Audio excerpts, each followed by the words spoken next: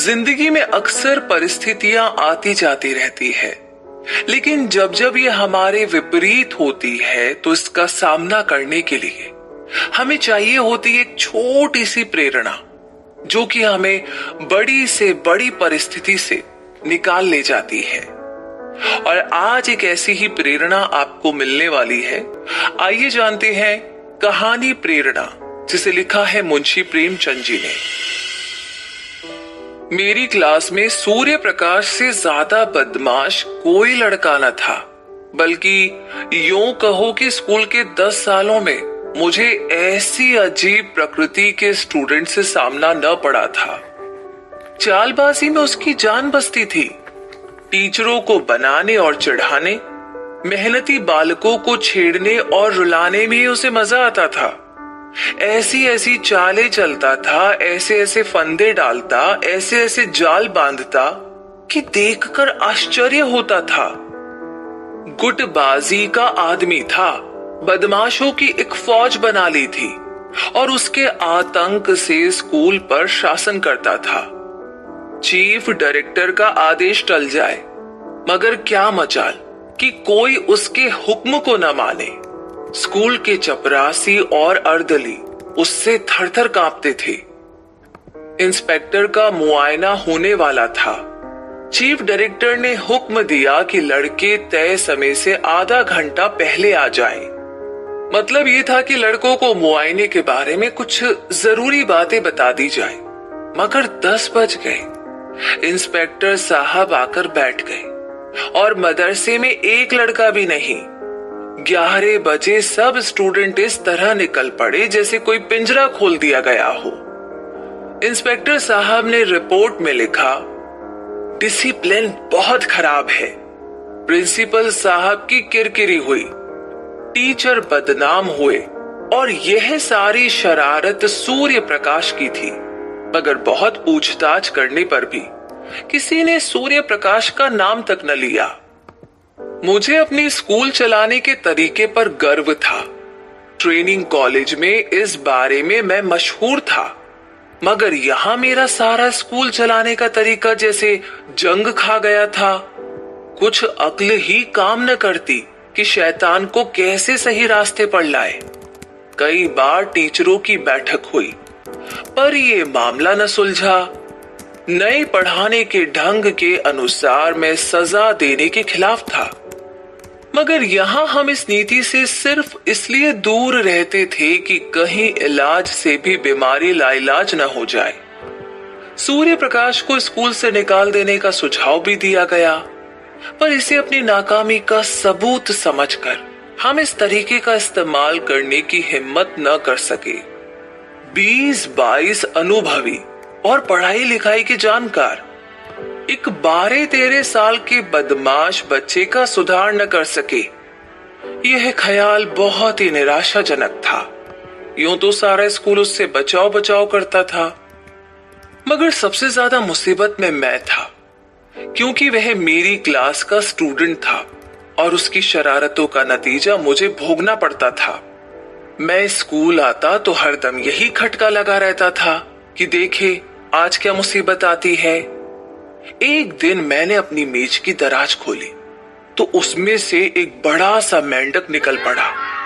मैं चौंक कर पीछे हटा तो क्लास में एक शोर मच गया। उसकी ओर गुस्से से देखकर रह गया। सारा घंटा उपदेश में बीत गया और वह पट्टा सिर झुकाए नीचे मुस्कुरा रहा था। मुझे आश्चर्य होता था कि यह नीचे की क्लास में कैसे पास हुआ था। एक दिन मैंने गुस्से से कहा, तुम इस क्लास से उम्र भर नहीं पास हो सकते। सूर्य प्रकाश ने बेफिक्री से कहा, आप मेरे पास होने की चिंता ना करें, मैं हमेशा पास हुआ हूं और अब की बार भी हूंगा। नामुमकिन मुमकिन हो जाएगा। मैं आश्चर्य से उसका मुंह देखने लगा। समझदार से समझदार लड़का भी अपने पास होने का दावा इतनी मजबूती से न कर सकता था। मैंने सोचा वह क्वेश्चन पेपर उड़ा लेता होगा, तो मैंने ठान ली कि अब की इसकी एक चाल भी न चलने दूंगा। देखूं तो कितने दिन इस क्लास में पढ़ा रहता है, खुद घबराकर निकल जाएगा। वार्षिक परीक्षा यानी कि एनुअल एग्जाम के मौके पर मैंने असाधारण देखभाल से काम लिया, मगर जब सूर्य प्रकाश की उत्तर पुस्तिका यानी उसकी आंसर शीट को देखा तो मेरे आश्चर्य की सीमा न रही। मेरे 2 पर्चे थे, दोनों ही में उसके नंबर क्लास में सबसे ज्यादा थे। मुझे खूब मालूम था कि वह मेरे किसी पर्चे का कोई सवाल भी हल नहीं कर सकता और मैं इसे साबित कर सकता था, मगर उसकी उत्तर पुस्तिका का क्या करता। लिखावट में इतना अंतर न था कि कोई शक पैदा हो। मैंने प्रिंसिपल से कहा तो वो भी चकरा गए, मगर उन्हें भी जानबूझकर मक्खी निकलनी पड़ी। मैं शायद स्वभाव से ही निराशावादी हूं। दूसरे टीचरों को मैं सूर्य प्रकाश के बारे में जरा भी परेशान न पाता था, मानो ऐसे लड़कों का स्कूल में आना कोई नई बात नहीं, मगर मेरे लिए वह एक बड़ा राज था। अगर यही ढंग रहे तो एक दिन या तो जेल में होगा या पागल खाने में। उसी साल मेरा तबादला हो गया। हालांकि यहाँ का माहौल मेरे लिए अच्छा था, प्रिंसिपल और दूसरे टीचरों से दोस्ती हो गई थी, मगर मैं अपने तबादले से खुश हुआ क्योंकि सूर्य प्रकाश मेरे रास्ते का कांटा न रहेगा। लड़कों ने मुझे विदाई की दावत दी और सबके सब स्टेशन तक पहुंचाने आए। उस समय सभी लड़के आंखों में आंसू भरे हुए थे। मैं भी अपने आंसुओं को न रोक सका। अचानक मेरी निगाह सूर्य प्रकाश पर पड़ी, जो सबसे पीछे शर्मिंदा खड़ा था। मुझे ऐसा मालूम हुआ कि उसकी आंखें भी भीगी थी। मेरा जी बार बार चाहता था कि चलते चलते उससे 2-4 बातें कर लूं। शायद वह भी मुझसे कुछ कहना चाहता था, मगर न मैंने पहले बातें की न उसने। हालांकि मुझे बहुत दिनों तक इसका दुख रहा। उसकी झिझक तो माफी के लायक थी, पर मेरा रुक जाना माफी के लायक न था। मुमकिन था उस दुख और ग्लानि की हालत में मेरी 2-4 अच्छी बातें उसके दिल पर असर कर जाती, मगर इन्हीं खोए हुए मौकों का नाम तो जीवन है। गाड़ी धीमी गति से चली। लड़के कई कदम तक उसके साथ दौड़े। मैं खिड़की के बाहर सिर निकाले खड़ा था। कुछ देर मुझे उनके हिलते हुए रुमाल नजर आए, फिर वे रेखाएं आकाश में गायब हो गई, मगर एक छोटी सी मूर्ति अब भी प्लेटफॉर्म पर खड़ी थी। मैंने अंदाजा लगाया वह सूर्य प्रकाश है। उस समय मेरा दिल किसी परेशान कैदी की तरह घृणा, कड़वाहट और उदासीनता के बंधनों को तोड़ तोड़कर उसके गले मिलने के लिए तड़प उठा। नई जगह की नई चिंताओं ने बहुत जल्द मुझे अपनी ओर आकर्षित कर लिया। पिछले दिनों की याद एक हसरत बनकर रह गई। न किसी का कोई खत आया, न कोई खत लिखा। शायद दुनिया का यही नियम है। बारिश के बाद बारिश की हरियाली कितने दिनों तक रहती है। संयोग से मुझे इंग्लैंड में पढ़ाने का मौका मिल गया। वहां 3 साल लग गए। वहां से लौटा तो एक कॉलेज का प्रिंसिपल बना दिया गया। यह सफलता मेरे लिए बिल्कुल उम्मीद से बाहर थी। मेरी भावना सपने में भी इतनी दूर न उड़ी थी, लेकिन पद का लालच अब किसी और भी ऊंची जगह पर पहुंचना चाहता था। शिक्षा मंत्री से जान पहचान बढ़ाई। मंत्री महोदय मुझ पर दया रखते थे, मगर असल में शिक्षा के शुरुआती सिद्धांतों का उन्हें पता न था। मुझे पाकर उन्होंने सारा भार मेरे ऊपर डाल दिया। घोड़े पर वह सवार थे, लगाम मेरे हाथ में थी। फल यह हुआ कि उनके राजनैतिक विरोधियों से मेरा विरोध हो गया। मुझ पर बेकार हमले होने लगे।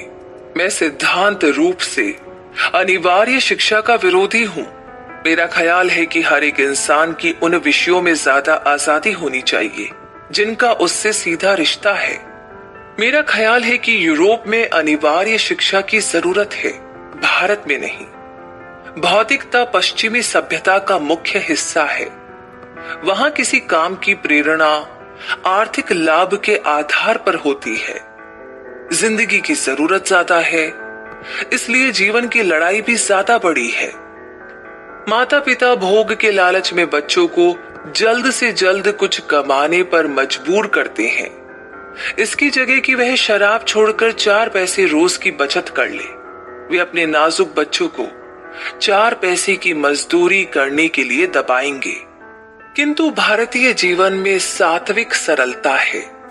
हम उस समय तक अपने बच्चों से मजदूरी नहीं कराते जब तक कि परिस्थिति हमें मजबूर न कर दे। गरीब से गरीब हिंदुस्तानी मजदूर भी शिक्षा के फायदे का कायल है। उसके मन में यह अभिलाषा होती है कि मेरा बच्चा 4 अक्षर पढ़ जाए, इसलिए नहीं कि उसे कोई अधिकार मिलेगा, बल्कि सिर्फ इसलिए कि पढ़ाई इंसान के गुणों को निखारती है। अगर यह जानकर भी वह अपने बच्चे को मदरसे नहीं भेजता तो समझ लेना चाहिए कि वह मजबूर है, और ऐसी हालत में उस पर कानून का वार करना मेरी नजर में सही नहीं है। इसके सिवाय मेरे ख्याल में अभी हमारे देश में लायक टीचरों की कमी है। आधे पढ़े लिखे और कम तनख्वाह पाने वाले टीचरों से आप यह उम्मीद नहीं रख सकते कि वह कोई ऊंचा आदर्श अपने सामने रख सके। ज्यादा से ज्यादा इतना ही होगा कि 4-5 साल में बच्चे को पढ़ना लिखना आ जाएगा। मैं इसे पर्वत खोद कर चुइया निकालने के समान समझता हूँ। उम्र हो जाने पर यह मसला 1 महीने में आसानी से तय किया जा सकता है।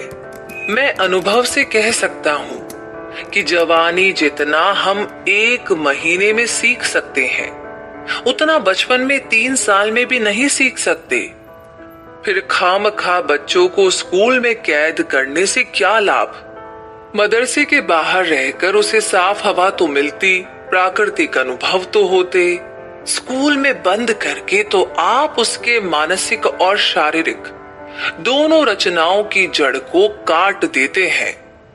इसलिए जब इलाके के एडमिनिस्ट्रेटिव असेंबली में अनिवार्य शिक्षा का प्रस्ताव पेश हुआ तो मेरी प्रेरणा से मिनिस्टर साहब ने उसका विरोध किया। नतीजा ये हुआ कि प्रस्ताव खारिज हो गया। फिर क्या था, मिनिस्टर साहब की और मेरी वह ले दे शुरू हुई कि कुछ न पूछिए। निजी आरोप लगाए जाने लगे।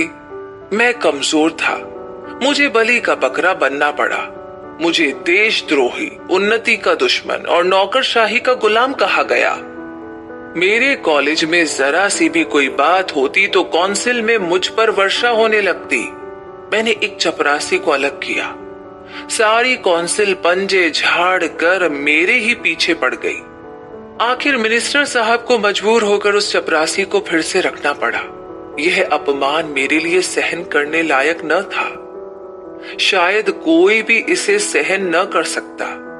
मिनिस्टर साहब से मुझे कोई शिकायत नहीं, वह मजबूर थे। हाँ, इस वातावरण में काम करना मेरे लिए मुश्किल हो गया। मुझे अपने कॉलेज के अंदरूनी संगठन का भी हक नहीं। उसे क्यों नहीं परीक्षा में भेजा गया? उसके बदले उसको क्यों नहीं स्कॉलरशिप दी गई? उस टीचर को वह क्लास क्यों नहीं दी जाती? इस तरह के बेसिर पैर के आरोपों ने मेरी नाक में दम कर दिया था। इस नई चोट ने कमर तोड़ दी। मैंने इस्तीफा दे दिया। मुझे मिनिस्टर साहब से इतनी उम्मीद जरूर थी कि वह कम से कम इस बारे में इंसाफ करेंगे, मगर उन्होंने इंसाफ की जगह नीति को मान्य समझा और मुझे कई साल की भक्ति का यह फल मिला कि मुझे मेरे पद से निकाल दिया गया। दुनिया का ऐसा कड़वा अनुभव मुझे अब तक न हुआ था। किस्मत भी खराब चल रही थी। उन्हीं दिनों पत्नी की मौत हो गई। आखिरी बार देख भी न सका। शाम के समय नदी के किनारे पर सैर करने गया था। वह कुछ बीमार थी। लौटा तो उनकी लाश मिली। शायद दिल रुक गया था। इस चोट ने कमर तोड़ दी। माता के प्रसाद और आशीर्वाद से बड़े बड़े महान लोग एहसानमंद हो गए हैं। मेरे साथ जो कुछ हुआ पत्नी के प्रसाद और आशीर्वाद से हुआ, वह मेरी किस्मत का तारा थी। कितना अलौकिक त्याग था, कितना ज्यादा धीरज। उनकी मिठास में तीखेपन का नाम भी न था। मुझे याद नहीं आता कि मैंने कभी उनकी भौंवों में बल पड़ते देखा हो। वह निराश होना तो जानती ही न थी। मैं कई बार बहुत बीमार पड़ा हूं। वैद्य निराश हो गए हैं, पर वह अपने धीरज और शांति से जरा भी नहीं हिली। उन्हें यकीन था कि मैं अपने पति के जीते जी मरूंगी, और वही हुआ भी। मैं जीवन में अब तक उन्हीं के सहारे खड़ा था। जब वह सहारा ही ना रहा तो जीवन कहां रहता। खाने और सोने का नाम जीवन नहीं है, जीवन नाम है हमेशा आगे बढ़ते रहने की लगन का। यह लगन गायब हो गई। मैं दुनिया से दूर हो गया और अकेले में जीवन के दिन बिताने का तय करके एक छोटे से गांव में जा बसा। चारों तरफ ऊंचे ऊंचे टीले थे, एक और गंगा बहती थी। मैंने नदी के किनारे एक छोटा सा घर बना लिया और उसी में रहने लगा। मगर काम करना तो मानवीय स्वभाव है। बेकारी में जीवन कैसे कटता। मैंने एक छोटी सी स्कूल खोल ली। एक पेड़ की छां में गांव के लड़कों को जमा करके कुछ पढ़ाया करता था। यहां ये इतनी मशहूर हुई कि आसपास के गांव के छात्र भी आने लगे। एक दिन मैं अपनी क्लास को पढ़ा रहा था कि स्कूल के पास एक मोटर आकर रुकी और उसमें से उस जिले के डिप्टी कमिश्नर उतर पड़े। मैं उस समय सिर्फ एक कुर्ता और धोती पहने हुए था। इस वेश में एक अफसर से मिलते हुए शर्म भी आ रही थी। डिप्टी कमिश्नर मेरे पास आए तो मैंने झेपते हुए हाथ बढ़ाया, मगर वह मुझसे हाथ मिलाने के बदले मेरे पैरों की ओर झुके और उन पर सिर रख दिया। मैं कुछ ऐसा सिटपिटा गया कि मेरे मुंह से एक शब्द भी ना निकला। मैं अंग्रेजी अच्छे लिखता हूँ, फिलॉसफी का टीचर भी हूँ, भाषण भी अच्छे दे लेता हूँ, मगर इन गुणों में एक भी श्रद्धा के लायक नहीं। श्रद्धा तो ज्ञानियों और साधुओं के ही हक की चीजें हैं। अगर मैं ब्राह्मण होता तो एक बात थी, हालांकि एक सिविलियन का किसी ब्राह्मण के पैरों पर सिर रखना बड़ी बात नहीं है। मैं अभी इसी आश्चर्य में पड़ा हुआ था कि डिप्टी कमिश्नर ने सिर उठाया और मेरी तरफ देखकर कहा, आपने शायद मुझे पहचाना नहीं। इतना सुनते ही मेरी यादें वापस आ गई। बोला, आपका नाम सूर्य प्रकाश तो नहीं है? जी हाँ, मैं आपका वही बदकिस्मत स्टूडेंट हूँ। 12-13 साल हो गए, सूर्य प्रकाश ने मुस्कुराकर कहा। टीचर लड़कों को भूल जाते हैं, पर लड़के उन्हें हमेशा याद रखते हैं। वैसे तुम जैसे लड़कों को भूलना नामुमकिन है। सूर्य प्रकाश ने विनीत आवाज में कहा कि उन्हीं अपराधों को माफ कराने के लिए सेवा में आया हूँ। मैं हमेशा आपकी खबर लेता रहता था। जब आप इंग्लैंड गए तो मैंने आपके लिए बधाई का खत लिखा, पर उसे भेज न सका। जब आप प्रिंसिपल हुए, मैं इंग्लैंड जाने को तैयार था। वहां मैं पत्रिकाओं में आपके लेख पढ़ता रहता था। जब लौटा तो मालूम हुआ कि आपने इस्तीफा दे दिया और कहीं देहात में चले गए हैं। इस जिले में आए हुए मुझे 1 साल से ज्यादा हुआ, पर इसका जरा भी अंदाजा न था कि आप यहाँ अकेले रह रहे हैं। इस उजाड़ गांव में आपका जी कैसे लगता है? इतनी ही उम्र में आपने वानप्रस्थ ले लिया, यानी अकेला रहना शुरू कर दिया। मैं नहीं कह सकता कि सूर्य प्रकाश की उन्नति देखकर मुझे कितनी आश्चर्य भरी खुशी हुई। अगर वो मेरा बेटा होता तो भी इससे ज्यादा खुशी न होती। मैं उसे अपने झोपड़े में लाया और अपनी राम कहानी कह सुनाई। सूर्य प्रकाश ने कहा, तो ये कहिए कि आप अपने ही एक भाई के धोखे के शिकार हुए। मेरा अनुभव तो अभी बहुत कम है, मगर इतने ही दिनों में मुझे मालूम हो गया है कि हम लोग अभी अपनी जिम्मेदारियों को पूरा करना नहीं जानते। मिनिस्टर साहब से मुलाकात हुई तो पूछूंगा कि यही आपका धर्म था। मैंने जवाब दिया, भाई उनका दोष नहीं, मुमकिन है इस हालत में मैं भी वही करता जो उन्होंने किया। मुझे अपने स्वार्थीपन की सजा मिल गई और इसके लिए मैं उनका कर्जदार हूं। बनावट नहीं, सच कहता हूं कि यहां मुझे जो शांति है वो और कहीं न थी। इस अकेले जीवन में मुझे जीवन की उस सच्चाई का पता चला है जो दौलत और हक की दौड़ में किसी तरह मुमकिन न था। इतिहास और भूगोल के पोथे चाटकर और यूरोप के स्कूलों की शरण में जाकर भी मैं अपनी ममता को न मिटा सका, बल्कि ये बीमारी दिन दिन और भी बढ़ती जाती थी। आप सीढ़ियां पर पांव रखे बगैर छत की ऊंचाई तक नहीं पहुंच सकते। दौलत की छत तक पहुंचने में दूसरों की जिंदगी ही सीढ़ियों का काम देती है। आप कुचलकर ही लक्ष्य तक पहुंच सकते हैं, वहां अच्छाई और सहानुभूति की जगह ही नहीं। मुझे ऐसा मालूम होता है कि उस समय मैं खतरनाक जानवरों से घिरा हुआ था और मेरी सारी ताकत अपनी आत्मरक्षा में ही लगी रहती थी। यहाँ मैं अपने चारों ओर संतोष और सरलता देखता हूँ। मेरे पास जो लोग आते हैं कोई स्वार्थ लेकर नहीं आते और न मेरी सेवाओं में तारीफ या गौरव का लालच है।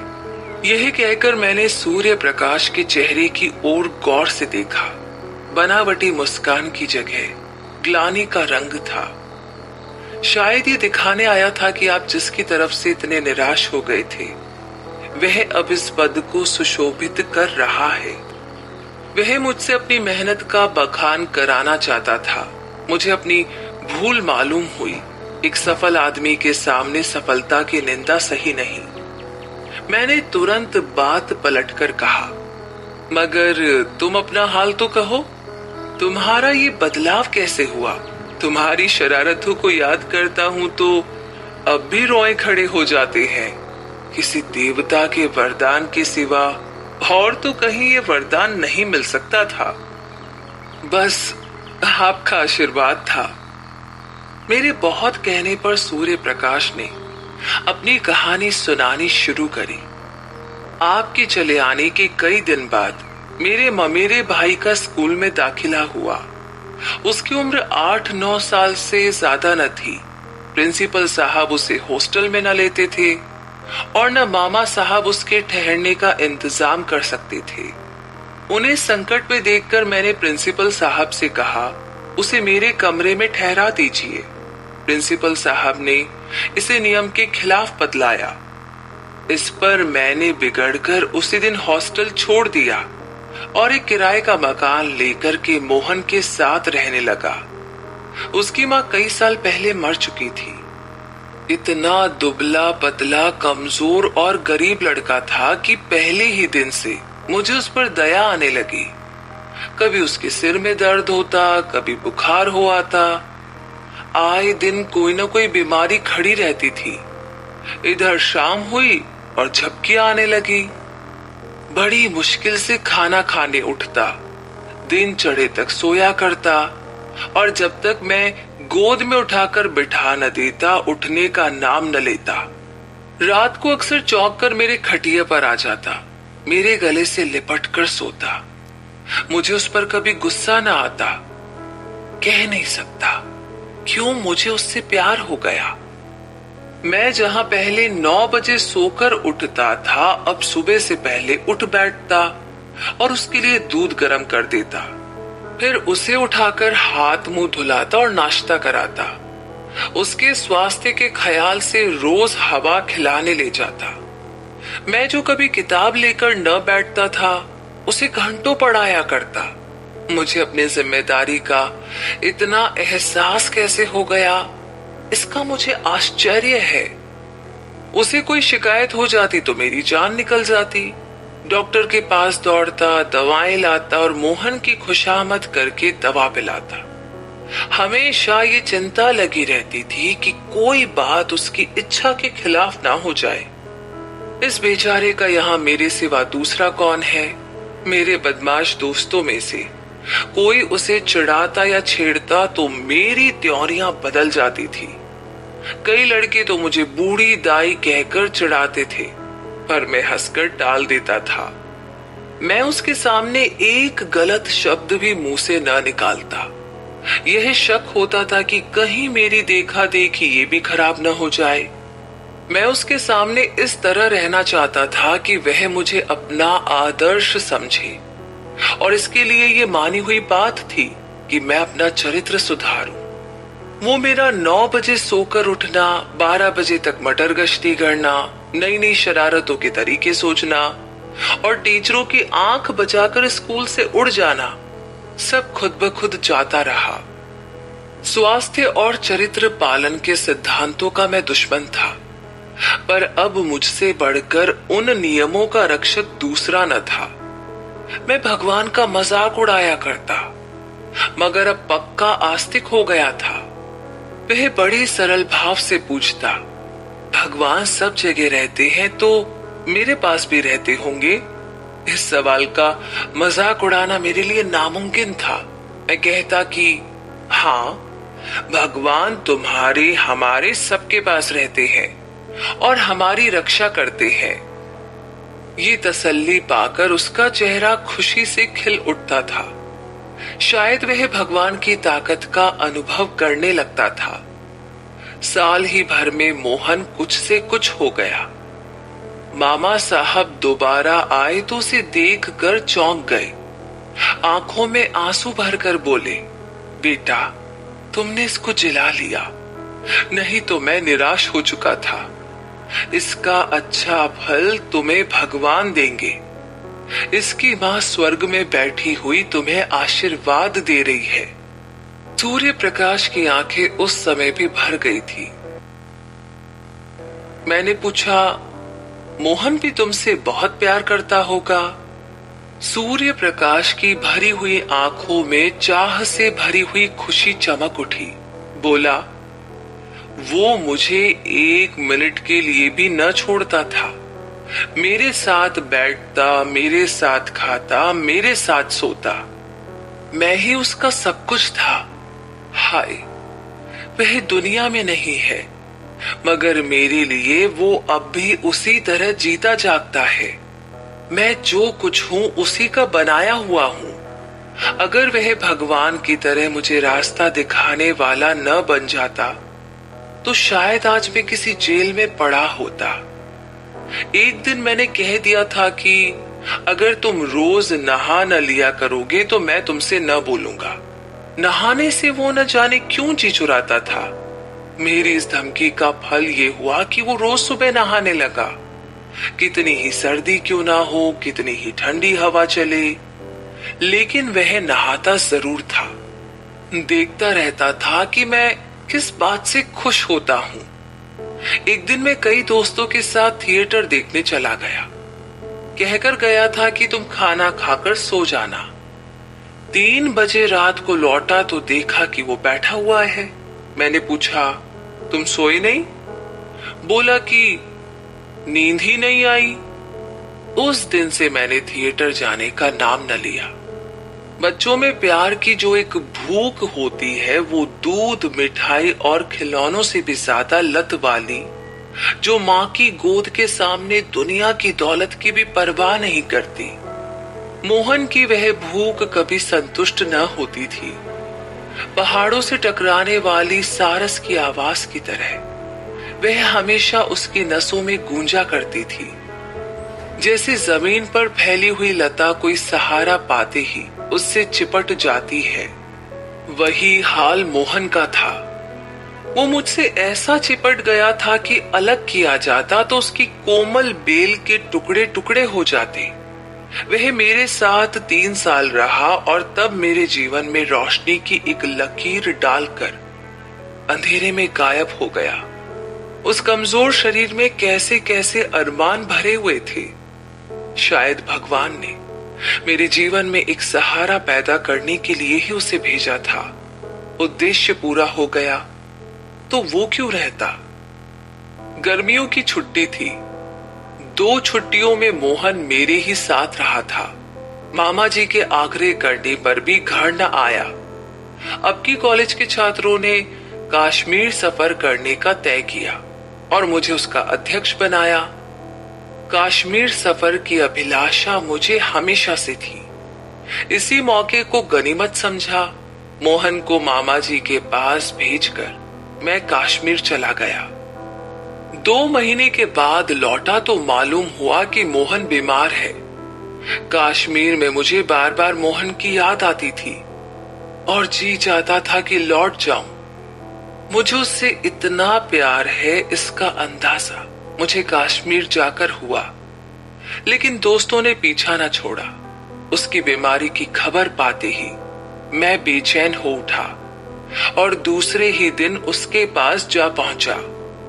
मुझे देखते ही उसके पीले और सूखे हुए चेहरे पर खुशी की चमक झलक पड़ी। मैं दौड़कर उसके गले से लिपट गया। उसकी आंखों में और चेहरे पर वह अलौकिक आभा थी जो मंडराती हुई मौत की खबर देती है। मैंने गुस्से से कांपती हुई आवाज में पूछा, ये तुम्हारी क्या हालत है मोहन? 2 ही महीने में ये नौबत पहुंच गई। मोहन ने सरल मुस्कान के साथ कहा, आप कश्मीर की सैर करने गए थे, मैं आकाश की सैर करने जा रहा हूं। मगर ये दुख की कहानी कहकर मैं रोना और रुलाना नहीं चाहता। मेरे चले जाने के बाद मोहन इतनी मेहनत से पढ़ने लगा मानो तपस्या कर रहा हो। उसे ये धुन सवार हो गई थी कि साल भर की पढ़ाई 2 महीने में खत्म कर ले और स्कूल खुलने के बाद मुझसे इस मेहनत के तोहफे के रूप में तारीफ पाए। मैं किस तरह उसकी पीठ ठोकूंगा, शाबाशी दूंगा, अपने दोस्तों से बखान करूंगा। इन भावनाओं ने अपने सारे बच्चों का सा उत्साह और तल्लीनता से उसे वश में कर लिया। मामा जी को दफ्तर के कामों से इतना समय कहां कि उसके मनोरंजन का ध्यान रखे। शायद उसे हर दिन कुछ ना कुछ पढ़ते देखकर वह दिल में खुश होते थे। उसे खेलते देखकर वह जरूर डांटते, पढ़ते देखकर भला क्या कहते। फल ये हुआ कि मोहन को हल्का हल्का बुखार आने लगा, लेकिन उस हालत में भी उसने पढ़ना न छोड़ा। कुछ और परेशानी भी हुई, बुखार का असर और भी बढ़ा, पर उस हालत में भी बुखार कुछ हल्का हो जाता तो किताबें देखने लगता था। उसकी जान मुझ में ही बनी रहती थी। बुखार की हालत में भी नौकरों से पूछता, भैया का खत आया? वह कब आएंगे? इसके सिवा और कोई दूसरी अभिलाषा न थी। अगर मुझे मालूम होता कि मेरी कश्मीर सफर इतनी महंगी पड़ेगी तो उधर जाने का नाम भी न लेता। उसे बचाने के लिए मुझसे जो कुछ हो सकता था वह मैंने सब किया, लेकिन बुखार टाइफाइड था, उसकी जान लेकर ही उतरा। उसके जीवन के सपने मेरे लिए किसी ऋषि के आशीर्वाद बनकर मुझे प्रोत्साहित करने लगे और ये उसी का शुभ फल है कि आज आप मुझे इस हालत में देख रहे हैं। मोहन की बचपन की अभिलाषाओं को असल रूप में लाकर यह मुझे संतोष होता है कि शायद उसकी पवित्र आत्मा मुझे देखकर खुश होती हो। यही प्रेरणा थी कि जिसने मुश्किल से मुश्किल परीक्षाओं में भी मेरा बेड़ा पार लगाया। नहीं तो मैं आज भी वही मंद बुद्धि सूर्य प्रकाश हूं जिसकी सूरत से आप चिढ़ते थे। उस दिन से मैं कई बार सूर्य प्रकाश से मिल चुका हूं। वह जब इस तरफ आ जाता है तो बिना मुझसे मिले नहीं जाता। मोहन को अब भी वह अपना इष्ट देव समझता है। मानव प्रकृति का ये एक ऐसा राज है जिसे मैं आज तक नहीं समझ सका। और इसी के साथ इस कहानी का शीर्षक इस कहानी के सार के साथ पूरी तरह से इंसाफ करता है ये कहानी हमें इंसान के जीवन में प्रेरणा का महत्व समझाती है। तो ये कहानी तो यहीं पर समाप्त होती है, लेकिन आप जरूर कमेंट बॉक्स में लिख करके बताइएगा कि ये कहानी प्रेरणा आपको कैसी लगी, और आपकी जिंदगी में आपकी प्रेरणा या फिर आपकी इंस्पिरेशन कौन है, ये भी जरूर बताइएगा। और अगर नहीं मिली है तो गीगल का साथ थाम कर रखिए। हर किसी कहानी, हर किसी समरी में आपको कोई ना कोई इंस्पिरेशन और प्रेरणा जरूर मिलेगी। उम्मीद का दामन ना छोड़ें।